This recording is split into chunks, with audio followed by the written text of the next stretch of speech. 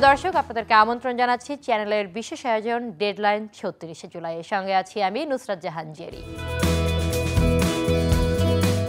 ছাত্র জনতার সম্মিলিত গণ অভ্যুত্থানের মাধ্যমে আমরা পেয়েছি নতুন এক বাংলাদেশ, এবং সেই বাংলাদেশের আইন শৃঙ্খলা বাহিনী পরিস্থিতির অবনতির পরে রাজধানী সহ দেশের বিভিন্ন অঞ্চলে ডাকাতের আতঙ্কে ঘুম হারাম হয়ে যায় দেশের মানুষের। প্রিয় দর্শক, আমাদের আজকের আয়োজন সেই সব দিনগুলো নিয়ে। শুনবো সেই সব দিনগুলোর কথা এবং কিভাবে ছাত্র জনতা এবং দেশের নাগরিকরা প্রতিহত করেছেন তাদেরকে। ৩৬শে জুলাই বা ৫ই আগস্ট ছাত্র জনতার অভ্যুত্থানের মধ্য দিয়ে আসে নতুন বাংলাদেশ। এ বিজয় আনতে গিয়ে জীবন গিয়েছে অনেকের, অসংখ্য মানুষ হয়েছেন আহত। এতটা ত্যাগের বিনিময়ে যে বিজয়, তা একসাথে উদযাপন করতে থাকেন আনন্দে আত্মহারা সারা দেশের মানুষ। এমন সময় একদল মানুষ নতুন বাংলাদেশে আইন শৃঙ্খলা পরিস্থিতির অবনতি ঘটিয়ে লুটপাট করতে শুরু করে, থানায় থানায় আগুন দেওয়া, সেই সাথে লুট করে পুলিশের অস্ত্র ও গুলি। বিজয়ের দিনে লুটপাট হয় দেশের অনেক স্থানে। বিজয়ের আনন্দ মুহূর্তেই আতঙ্কে পরিণত হয় যখন বিভিন্ন স্থান থেকে খবর আসতে থাকে ছিনতাই ও ডাকাতির। এমন যখন অবস্থা, তখন আবারও দেশের মানুষ ঐক্যবদ্ধ হন নৈরাজ্য ঠেকাতে। প্রতিটি এলাকার প্রতিটি পরিবারের মানুষ রাত জেগে শুরু করেন পাহারা। শিক্ষার্থীরা নেমে পড়েন মোড়ে মোড়ে পাহারা দিতে। মুহূর্তেই সৃষ্টি হয় নতুন পরিবেশ। পাহারা শুরুর পর প্রথম দিকে দু এক স্থানে ডাকাতির চেষ্টা করা হলেও তারা ধরা পড়ে। ডাকাতি ও ছিনতাই ঠেকানোর কার্যক্রমও ছিল অনেকাংশে বেশ ব্যতিক্রম এবং আধুনিক। এলাকায় এলাকায় শুরু হয় পিকনিকের মতো রান্না, চলতে থাকে রাতভর পাহারা। বিভিন্ন এলাকায় তরুণরা ড্রোন ক্যামেরা নিয়ে খুঁজতে থাকেন ডাকাত এবং ছিনতাইকারীদের। নামিদামি ব্র্যান্ডের গাড়ি এবং পোষা প্রাণী নিয়েও চলে পাহারা। অন্যায় অবিচারের প্রতি দেশের মানুষ, বিশেষ করে তরুণরা যখন নতুন বাংলাদেশে আবারও ঐক্যবদ্ধ হলেন, তখন দ্রুতই পরিস্থিতির উন্নতি ঘটে, চলে যায় ডাকাত বা ছিনতাই আতঙ্ক।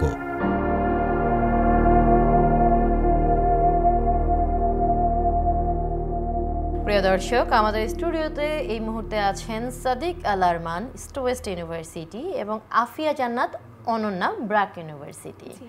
ছাত্র জনতার অভ্যুত্থানের মাধ্যমে একটা নতুন ধরনের বাংলাদেশ পেয়েছি আসলে। অন্যদিকে আমরা দেখতে পেলাম যে একই সাথে আসলে এই আইনশৃঙ্খলা রক্ষাকারী পরিস্থিতির অবনতি হওয়ার কারণে চারদিকে ডাকাত এবং ছিনতাইকারীদের উৎপাত বেড়ে গেল। এই যখন জানতে পারলেন এই ধরনের পরিস্থিতি রাজধানী সহ দেশের বিভিন্ন অঞ্চলে হচ্ছে, তখন আসলে আপনাদের কি পরিকল্পনা বা কার্যপরিকল্পনা তৈরি করেছিলেন? আপনারা যে কী করতে চান? যদি আমার বিষয়টি বলি, আমি 5 থেকে 8 তারিখ আমার জেলা শহর বাগেরহাট সদরে ছিলাম। তো আমার কাছে মনে হয়েছে যে ফেসবুকে আমরা ঢাকা শহরের যে পরিস্থিতিটা দেখছি, ওইটা আসলে প্রত্যন্ত অঞ্চলে বা গ্রামীণ অঞ্চলে কিন্তু আসলেই ওই অবস্থাটা খুবই আলাদা ছিল। ওই সব প্রত্যন্ত এলাকাতে মানুষজনের মধ্যে নিজেকে প্রোটেক্ট করার মতো ওইরকম চিন্তাভাবনা মানসিকতাভাবে ছিল না। তারা আসলেই বেশিরভাগ ক্ষেত্রে আমি যেটা লক্ষ্য করেছি, তারা আইন শৃঙ্খলা বাহিনীর উপরেই অনেক বেশি নির্ভরশীল ছিল। সেই কারণে আমার কাছে মনে হয় তাদের ভোগান্তির জায়গাটা বেশি ছিল। কারণ বিভিন্ন প্রত্যন্ত অঞ্চলে তাদের বাড়িতে হঠাৎ করে বিভিন্ন সময় ডাকাতের অথবা লুটপাটকারী এরকম যে বাহিনী দল বেঁধে যারা গিয়েছেন, এদের অবস্থানটা আসলে মানে অন্যরকম ছিল। সেখানে আমার কাছে মনে হয় যে ওই সময় অনেক আমরা দেখেছি সেনাবাহিনীর নম্বর, তারপরে পুলিশের নম্বর, এই বিষয়গুলো তারা বারবার আশা করছিল যে তারা তাদেরকে কন্ট্যাক্ট করবে এবং তারা ওখানে গিয়ে তাদেরকে প্রোটেক্ট করবে। এরকম কিছুই আমরা আসলে দেখিনি। সেনাবাহিনীকে অনেকবার ফোন করা গেলেও সেই পরিস্থিতি আসলে লক্ষণীয় ছিল না। অপরদিকে আপনি দেখুন, ঢাকাতে বিভিন্ন জায়গায় আমরা মিরপুরে দেখেছি, আমরা উত্তরাতে দেখেছি যেখানে সেনাবাহিনী গিয়েছেন বা যাওয়ার মতো ওরকম পরিবেশ ছিল একটা না একটা সময়, কখনো না কখনো। কিন্তু একদম ওই সেক্টরে নিয়োজিত যে আইন শৃঙ্খলা বাহিনী যেমন পুলিশ, তারা ওইরকমভাবে কিন্তু কার্যকর ছিল না। এবং আমরা এটাও জানি যে আইন শৃঙ্খলা পরিস্থিতির অবনতি হওয়ার আরেকটি কারণ এই কারণে ছিল যে পুলিশ আসলে কাজ বা মাঠ থেকে অব্যাহতি নিয়েছিল ওই সময়টাতে, কারণ তারা বলছিল তাদের জীবনের ঝুঁকি রয়েছে সেই সময়। তো এই ঝুঁকি, জীবনের ঝুঁকি মাথায় নিয়ে আসলে তখন কি তাদের আসলে রাস্তায় নামা উচিত ছিল মানুষের প্রোটেক্ট করার জন্য? কারণ তখন কিন্তু মানুষই বলছিল, ছাত্র জনতা সম্মিলিতভাবে বলছিল যে তারা আসলে জনগণের বন্ধু পুলিশ আসলে হয়ে উঠতে পারেনি। সেটা আমরা আন্দোলনের সময় থেকে শুরু করে আমরা শুনে এসেছি এবং দেখেছিও।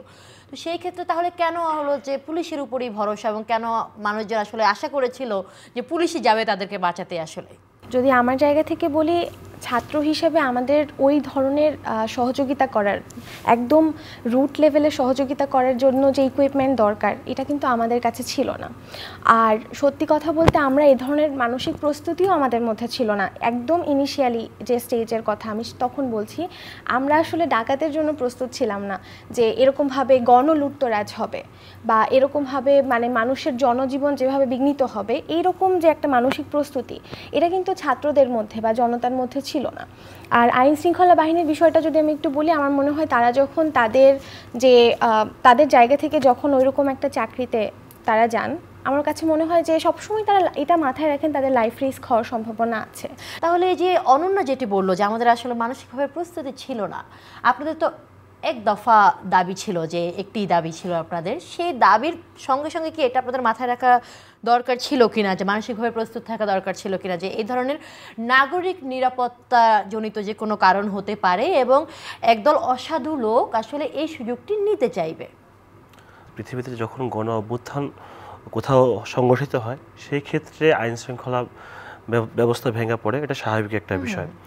আপনি জানেন যে প্রাইভেট বিশ্ববিদ্যালয়, ঢাকা বিশ্ববিদ্যালয়ের আন্দোলনকারীদের পূর্বেই 19 জুলাই থেকেই কিন্তু এক দফার দিকে ধাবিত হয়েছে। ঢাকা বিশ্ববিদ্যালয় তার বহু পরে ধাবিত হয়েছে। আমরা এক দফা সম্পর্কে সচেতন ছিলাম এবং আমরা জানতাম যে এর পরিণতি কী হবে। কিন্তু 5ই আগস্ট বা 36 জুলাই যে হাসিনার পতন হবে, এটা আমরা বুঝতে পারিনি। আমরা ভাবছি হয়তো আর একটু সময় লাগবে।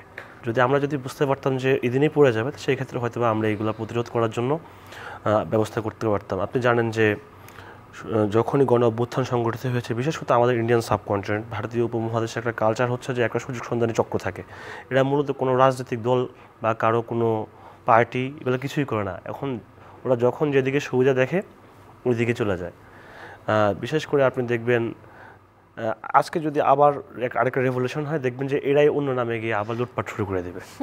মানুষ বিপ্লবের আনন্দে আত্মহারা ছিল, এরা সুযোগটা নিয়েছে। সুযোগ নেওয়ার ফলশ্রুতিতে তারা লুটতারাজ চালিয়েছে এবং আমার পূর্ণ বিশ্বাস এর পরবর্তীতে ডাকাতি যে অ্যাক্টিভিটিসগুলো শুরু হয়েছে, এগুলোর সাথে যারা ছাত্রদের উপর হামলাকারী ছিল, যারা ছাত্রদেরকে আঘাত করেছে, রামদা দিয়ে আঘাত করেছে, আপনারা দেখেছেন প্রকাশ্য বন্দুক নিয়ে, হেলমেট নিয়ে ছাত্রদেরকে ধাওয়া করেছে, এরাই ডাকাত রূপে ফিরে এসেছে জনজীবনে একটা আতঙ্ক সৃষ্টি করে ফ্যাসিবাদকে পুনর্প্রতিষ্ঠা করার জন্য। এবং ছাত্র সমাজ, আপনারা জানেন, আমরা সর্বদা জাগ্রত ছিলাম। আমরা রাত্রে মিলাদ মাহফিল করেছি, খিচুড়ি রান্না করেছি, গরু জবাই করেছি, খাসি জবাই করেছি, মুরগি রান্না করেছি, পার্টি করেছি। আসলে মহল্লায় মহল্লায়, পাড়ায় পাড়ায় আমরা দেখতে পেয়েছি যে ভিন্ন ভিন্ন আঙ্গিকে মানুষ এত ইনোভেটিভ আইডিয়া নিয়ে আসলে ডাকাত ধরার যে আসল পদ্ধতি উদ্ভাবন করেছে সবাই মিলে। সেই অভিজ্ঞতা, আপনাদের ব্যক্তিগত অভিজ্ঞতার আলোকে জানতে চাইব একটু। আমার ব্যক্তিগত অভিজ্ঞতার আলোকে আপনি জানেন, যখন 19 জুলাই শুরু হলো, বিশেষত ঢাবিতে যখন 15 তারিখে হামলাটা হলো, এরপর থেকেই মনে হয় না যার বিবেক আছে বাংলাদেশে, সে যেই দলের হোক, যে ধর্মের হোক, যে মতেরই হোক, সে ঘুমাইতে পারেনি চিন্তায় যে আমার সন্তানটা বেঁচে আছে, ওর সন্তানটা বেঁচে আছে কিনা, ও কেমন আছে, হাতটা উড়ে গেছে, পাটা উড়ে গেছে, কষ্ট করছে, আঘাত করছে, হসপিটালে আছে। মানুষ মূলত এই 15 তারিখের পর থেকে রাত জাগা একটা স্বভাবের দিকে ধাবিত হয়েছে। তো যখন এটা বিপ্লব পর্যন্ত স্থায়ী হয়, মানুষ রাত জায়গাতে কিছুটা অভ্যস্ত হয়ে গেছে। তো তারা যখন বুঝতে পারছে যে ডাকাত বা এরকম সুযোগ সন্ধানী চক্র, যারা এই মুহূর্তে নিজেদেরকে একটু মানে ধনী হওয়ার চেষ্টা এগুলা করবে নিয়ত নিয়ে রাস্তায় নেমে আসছে, এদেরকে প্রতিহত করতে হবে, তখন তারা বুঝতে পারছে। তবে এখানে আমি কিন্তু একটা ভালো উদাহরণ বলতে পারবো যে আপনি যদি দেখেন পৃথিবীর ইতিহাসে এমন কোথাও কোনো দেশ পাবেন না যেখানে 7 দিন ইউনিফর্মধারী পুলিশ, আইন শৃঙ্খলা রক্ষাকারী বাহিনী রাস্তায় ছিল না এবং দেশটা টিকে আছে। আমি কিন্তু আমার জাতি হিসাবে গর্বিত বোধ করছি যে আমরা 50 বছর পরে এমন একটা দৃষ্টান্ত স্থাপন করেছি যে আমরা জাতি হিসাবে সভ্য, আমরা অসভ্য না। আমাদের দেশটা কিন্তু টিকে আছে এবং আমরা স্বতঃস্ফূর্তভাবে আমাদের দেশ রক্ষা করেছি। আমাদের মুরব্বীরা, যারা আমাদের পিতা, খালা, মা সবাই রাস্তায় ছিলেন, আমাদের জন্য রান্না করেছেন। এই ইনোভেটিভ আইডিয়াটা ছিল মূলত আমাদের ভিতরে একটা একতা আসছিল, আন্দোলন কেন্দ্রিক দল মত নির্বিশেষে সবাইকে আমাদের এই জিনিসটা বোঝানো হয়েছিল। আমরা নিজেরাও উপলব্ধি করতে পারছিলাম যে এই মুহূর্তে আমাদের নিরাপত্তার জন্য আমাদেরকেই করতে হবে, কারণ যেহেতু সেনাবাহিনী ওটা একটা বিশেষায়িত বাহিনী, ওদের এই পরিমাণ সক্ষমতা নাই যে সারা বাংলাদেশ কভার করবে যেভাবে পুলিশ নিরাপত্তা, মানে বাহিনীর আসলে ওরকম লোক বলো আসলে খুব ইম্পর্টেন্ট একটা ব্যাপার। তাদের যেহেতু এটা সম্ভব না, এটা তো তাদের কাজও না। তো সেই ক্ষেত্রে আমাদের ছাত্র জনতার প্রত্যেকটা এলাকাতে এরকম বিশেষ করে ব্র্যাক আর ইস্ট ওয়েস্ট আমরা নিজেরা একটা প্ল্যান করছি যে আমরা বনশ্রীতে অবস্থান করবো, ওরা ওদের পাশে অবস্থান করবে। তো আমরা নিজেরা দায়িত্ব নিয়ে একটু খিচুড়ি রান্না করার ব্যবস্থা করলাম, সাউন্ড সিস্টেম নিয়ে আসলাম, পাগলু ডান্স এই গানটাও চালাইছে। আমি কিন্তু সামাজিক যোগাযোগ মাধ্যমে দেখতে পেয়েছি যে আকাশে আকাশে আসলে ড্রোন উঠছে, ড্রোন দিয়ে ডাকাতের পজিশন লোকেট করা হচ্ছে এবং হলো যে এলাকার এই এলাকায় কি হচ্ছে, ওই এলাকায় কি হচ্ছে, এটা আসলে ড্রোন দিয়ে হলো যে মানে এই ধরনের ইনোভেটিভ আইডিয়া। মানে এই ব্যাপারে একটু অনন্য আমাকে একটু এনলাইটেন করবেন প্লিজ, আমাকে একটু জানান এই ব্যাপারে আপনি কি মনে করেন? আপু আমি মনে করি যে আসলে ওই জিনিসটা তো বেশ কিছুদিন ধরে হয়েছে। আমার কাছে মনে হয় যে প্রথম 2 দিনের পরে মানুষ আসলে এক ধরনের প্রস্তুতির মধ্যে চলে গেছে যে আসলে যেটা হবে এটা আমরা আমাদের জায়গা থেকে অবশ্যই প্রতিহত করব। তো যার যেটা ছিল সে সেইভাবে জিনিসটা হচ্ছে সেইটা নিয়েই সামনে আগিয়েছে। যে ধরেন কারা আসলে দেখেন এই ড্রোনের বিষয়টা, এটা আমাদের কাছে মজাদার মনে হলেও আমার কাছে মনে হয় যে ড্রোন বা এই বিষয়গুলোর মধ্যে অন্য মানে টেকনোলজির যে ইনভলভমেন্টটা যে কোনো এখন প্রতিরোধের ক্ষেত্রে এটাও আমরা লক্ষ্য করছি। এছাড়াও ড্রোনের মাধ্যমে যখন ডাকাতকে শনাক্ত করা বা এই বিষয়গুলো সোশ্যাল মিডিয়াতে অনেক হাস্যকরভাবে আসলেও আমরা এখন দেখছি যে প্রশাসনিক বাহিনী বা তারা যেভাবে কাজ করে থেকে সাধারণ জনতা আরও অন্যভাবে ভিন্নভাবে চিন্তা করে। তাদের জায়গা থেকে তারা নিজেদেরকে প্রোটেক্ট করার জন্য যে সচেতনতার দৃষ্টান্ত দেখিয়েছেন বা তারা তাদের ইনোভেশনের যে জায়গাগুলো তুলে ধরেছেন, এটা কিন্তু আসলে প্রশংসনীয়। মানে সবসময় যে জিনিসটার মধ্যে অনেক বেশি সিরিয়াসনেস থাকতে হবে বা সবসময় যে অনেক প্রেশারের মধ্যে থেকে জিনিসগুলো আমাদের দেখতে হবে এরকম না। তো এটা একটা বিষয়, এটা একটা অ্যাসপেক্ট। আরেকটি বিষয় হচ্ছে আমি যেহেতু ওই সময়টাতে প্রত্যন্ত অঞ্চলে ছিলাম, আমি বারবার বলছি যে 5 তারিখে যখন আমরা এটা জানতে পারলাম এবং আমরা সবাই অনেক আনন্দ করছি, শহীদ মিনারের সামনে আছি, তারপরে আমার কাছে ফোন এসেছে যে এমন কিছু হতে পারে যে সাম্প্রদায়িক কিছু দাঙ্গা অথবা লুটতরাজের বিষয়টা এটা হতে পারে, আমাদের একটা প্রোটেকশন যাতে আমরা একটা টিম গঠন করি বা কিছু। এবং সাথে সাথেই আমি একটা রেসপন্স টিম গঠন করি, যেখান থেকে আমার ইনিশিয়াল ইচ্ছা ছিল যে আমরা সবাই মিলে অ্যাটলিস্ট মন্দিরগুলো হোক বা আশেপাশের যে বাসায় হামলা হওয়ার মতো পরিস্থিতি আছে তাদেরকে আমরা একটা প্রোটেকশন দিব। কিন্তু এই জিনিসটা আসলে রাত বাড়ার সঙ্গে সঙ্গে আমরা দেখেছি যে পরিস্থিতি কিন্তু অনেক ভয়ঙ্কর হয়েছে। যেমন 5 তারিখে পুরোটা রাতে অনেক বাড়িতে হামলা হয়েছে এবং সত্যি কথা বলতে আমি খুব কাছ থেকে মানে আমাদের যেহেতু নাম্বার দেওয়া ছিল 4-5 জনের, আমাদের কাছে এমন ফোন কলস এসেছে যেগুলো আমার মনে হয় না আমি 5 তারিখের মতো ভয়ঙ্কর রাত অনেক মানুষ আমাদের কাছে অনেক আনন্দের ছিল, অনেকের কাছে আনন্দের, কিন্তু পাশাপাশি কিছু মানুষের কাছে অনেক ভয়ঙ্কর ছিল। আমরা দেখতে পেয়েছি আসলে পোষা কুকুর, শুধু পোষা কুকুরই নয় অত্যাধুনিক যে গাড়ি আছে সেই সব নিয়ে আসলে ঢাকায়, স্পেশালি ঢাকায় টহল চলছে। কেউ হলো যে সিনেমাটিক ওয়েতে হলো যে লিস্ট টেনে ধরেছে যে আয় ডাকাত, মানে এই যে ঐক্যমত, মানে এইরকম একটা দৃষ্টান্ত। সেই ক্ষেত্রে হলো যে জানতে চাচ্ছি যে এই যে গাড়ি এবং পোষা কুকুর নিয়ে সিনেমাটিক স্টাইলের ডাকাত, ছিনতাইকারী, দুষ্কৃতিকারীদেরকে প্রতিহত করার যে ব্যাপারটা, সেই ব্যাপারে আপনারা কি বলবেন? আচ্ছা, আমি যদি ব্যাপারটাতে বলি তাহলে বলবো যে আমাদের পুরো আন্দোলনে সোশ্যাল মিডিয়ার কিন্তু অনেক বড় একটা ভূমিকা ছিল। তো আমার কাছে একটা বিষয় খুবই গুরুত্বপূর্ণ যে এইভাবে ডাকাত তাড়ানোর বিষয়টা, এটা কিন্তু আমরা জেনেছি সোশ্যাল মিডিয়ার মাধ্যমে। যেমন জার্মান শেফার্ড এসেছে অথবা কোনো একটা কস্টিউম পরে কেউ বের হয়েছে, খুব ভয়াল কোনো একটা কস্টিউম পরেছে, আমরা দেখেছি একটা থ্রেডের একটা ছবিতে কেমন জানি একটা কস্টিউম খুব ভয়ঙ্কর, অথবা কোনো একটা আপু দেখেছি তার চুল অনেক লম্বা, সে এরকম একটা বড় একটা লাঠির মতো বা এরকম তরোয়ালের মতো কিছু একটা নিয়ে এভাবে দাঁড়ানো। এই ছবিগুলো আসলে মাস মিডিয়াতে আসার কারণে আমার কাছে মনে হয় যে ধরেন ডাকাত অথবা এই আন্দোলনের মাধ্যমে একটা মানে স্বার্থান্বেষী গোষ্ঠী তারা আমাদের দেশের মধ্যে যে একটা অরাজকতা তৈরি করার চেষ্টা করছিল এবং অন্যান্য মিডিয়া যেটা এভাবে পোর্ট্রে করার চেষ্টা করছিল, ওই বিষয়টা কিন্তু ঢাকা পড়ে যায় বা ওই বিষয়টার উপরে এটা যেন একটা কাউন্টার আর্গুমেন্টের মতো করে চলে আসে আমরা যদি খেয়াল করি। তো ডাকাতের বিষয়টা বা সাম্প্রদায়িক দাঙ্গার যে একটা ব্যানার তৈরি করানোর চেষ্টা হয়েছে অন্যান্য মিডিয়াতে, ইনক্লুডিং ইন্ডিয়ার মিডিয়া, ওইখানে একটা বড় কাউন্টার ছিল। এই ছবিগুলো, এই ধরনের ডাকাত তাড়ানোর ইনোভেশনগুলো, এটা কিন্তু একটা কাউন্টার হিসেবে কাজ করেছে। আমি একটু জানতে চাই, আপনি তো বাগেরহাট ছিলেন, আপনার এলাকায় ছিলেন, হ্যাঁ সদরে ছিলেন, ওইখানকার পরিস্থিতি নিয়ে আমরা একটু জানবো। তখনকার 9 তারিখ পর্যন্ত, 5, 6, 7, 8, 9 তারিখ পর্যন্ত আমি দেখেছি যে প্রথম 2-3 দিন টানা বেশ কয়েকটা জায়গায় হামলা হয়েছে। এবং আমি একটা জিনিস এখানে আপনার এই প্ল্যাটফর্মের মাধ্যমে সবাইকে জানাতে চাই, এটা আসলে সাম্প্রদায়িক হামলার এই বিষয়টা যে প্রসঙ্গটা এনেছে এরকমভাবে আসেনি।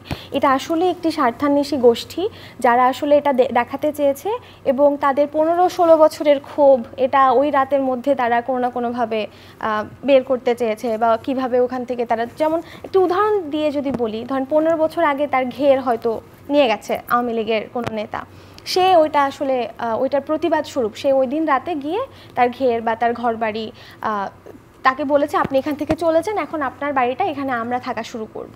তো এটা সম্পূর্ণ হচ্ছে তার ব্যক্তি আক্রোশের জায়গা থেকে এটা হয়েছে, এবং এখানে ধর্মকে আনা এটা আসলে ভুল হবে।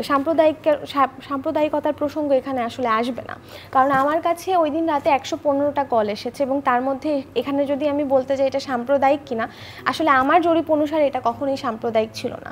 এখানে মানে বেশিরভাগ ক্ষেত্রে মুসলমানদের বাড়িতে তাদের হামলা হয়েছে, তাদেরকে বিভিন্নভাবে থ্রেটেন করা হয়েছে, এবং তারা অবশ্যই ওই পূর্ববর্তী লীগ যে আমরা দেখেছি আওয়ামী লীগ, ওদের সদস্য ছিল, ওদের পরিবারের কেউ ছিল।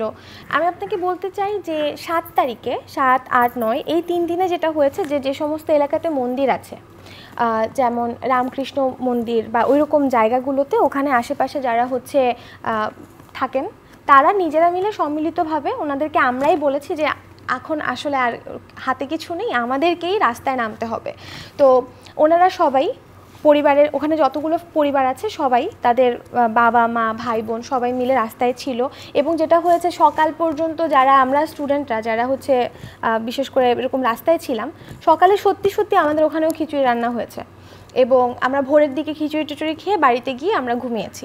তো এটা আমাদের ওখানেও হয়েছে, কিন্তু এটার জন্য একটু সময় লেগেছে। আমি বলতে চাচ্ছি যে ধরেন আমরা যদি এটা বলি যে 5 তারিখে বা 6 তারিখে বা 7 তারিখে এরকম হয়েছে, বিষয়টা এরকম না।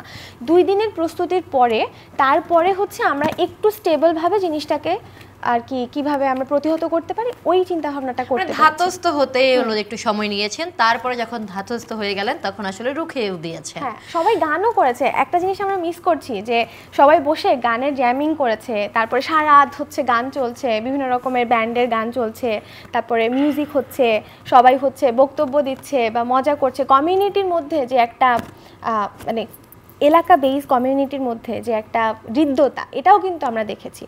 এলাকা ভিত্তিক, আপনি সেটা বাগেরহাট বলুন বা ঢাকায় বলুন, মহল্লা ভিত্তিক একটা ঐক্য তৈরি হয়েছে। কিন্তু আগে যেমন হলো যে ঢাকায় আমরা এক ফ্ল্যাটের লোকজন হলো আরেক ফ্ল্যাটের লোকজনকে সব ব্যস্ততার কারণে চিনতে পারতাম না, বা হলো এখন কিন্তু একে অপরকে চিনে, যে কোনো কারণে হলো যে ওই সম্পর্কটা তৈরি হয়েছে।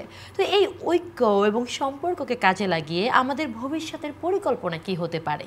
দীর্ঘ 50 বছর পরে ঢাকায় এরকম অবস্থা দেখেনি, কারণ আমরা জানি যে আমরা একই বাসায় যদি 10 বছরও থাকতাম, পাশের ফ্ল্যাটে কে থাকে তা আমরা জানতাম না। কিন্তু যখন বিপ্লব হয়, বিপ্লব সব দিক দিয়ে হয়, সেটা আমাদের এই কালচারটাও ভেঙে দিয়েছে। আমরা এখন সবাইকে চিনি, সবার সাথে সবার ভালোবাসা বৃদ্ধি পেয়েছে। আগে হয়তো বা কেউ কাউকে বাসায় যেত না, এখন খাবার পাঠাচ্ছে, বাসায় ভালো রান্না হলে পৌঁছে দিচ্ছে। এটা তো আমাদের জন্য ভালো যে আমাদের মানুষের ভিতরে এখন একটু ভালোবাসা বৃদ্ধি পাচ্ছে। এই একতা, এটাকে আমরা পুঁজি করতে পারি, পুঁজি করে আমাদের দেশ, জাতি এবং সামগ্রিক উন্নয়নে সম্মিলিতভাবে এটাকে ইউজ করতে পারি। এবং আমাদের মূল যে উদ্দেশ্য, সাম্য, ন্যায়পরায়ণ এবং সমান অধিকারের ভিত্তিতে যে রাষ্ট্র গঠন করা, সেই রাষ্ট্র গঠনের জন্য একতা অত্যন্ত প্রয়োজনীয়। যদি একতা না থাকে তাহলে কিন্তু সেই ক্ষেত্রে কাজগুলো বিভক্তিকরণ হয়ে যেতে পারে। আমি একটা ভালো কাজ করতে চাচ্ছি, এ এসে বাধা দিচ্ছে, উনি একটা ভালো কাজ করতে চাচ্ছে, আমি যে বাধা দিচ্ছি, কাজগুলো ক্ষতিগ্রস্ত হয়, সময় বেশি লাগে। তো আমার তো মনে হয় যে আমাদের ভালো কাজের একতা চিরঞ্জীব হোক এবং খুব বেশি দিন এটা টিকে থাকবে, এটা আমি আশা করি। অনেক ধন্যবাদ আরমান আপনাকে এবং জান্নাত আপনাকেও। প্রিয় দর্শক, আপনারা এতক্ষণ ধরে শুনতে পেলেন সাদিক আল আরমান, ইস্ট ওয়েস্ট ইউনিভার্সিটি, এবং আফিয়া জান্নাত অনন্যা, ব্র্যাক ইউনিভার্সিটির তাদের অভিজ্ঞতা, তাদের ভবিষ্যতের পরিকল্পনা এবং তারা কি ভাবেন দেশ নিয়ে, নাগরিক নিরাপত্তা নিয়ে, এবং তারা আসলে ভবিষ্যতের দেশকে ঠিক কেমন দেখতে চান। প্রিয় দর্শক, আমরা চাইবো আমাদের জনগণের এবং জানমালের নিরাপত্তা থাকুক, দেশের নাগরিকরা পাক তাদের অধিকারের নিরাপত্তা, সেটা আসলে সম্মিলিত জনগণ হোক অথবা আইন শৃঙ্খলা বাহিনী। আমরা চাই আমরা সবাই নিরাপদ থাকি, আমরা একটি অনন্য বাংলাদেশ গড়ে তুলি। প্রদর্শক, আপনার সঙ্গে দেখা হবে চ্যানেল আইয়ের ডেডলাইন 36শে জুলাই নিয়ে অন্য কোনো পর্বে। ততক্ষণ আপনারা চ্যানেল আইয়ের সঙ্গেই থাকুন।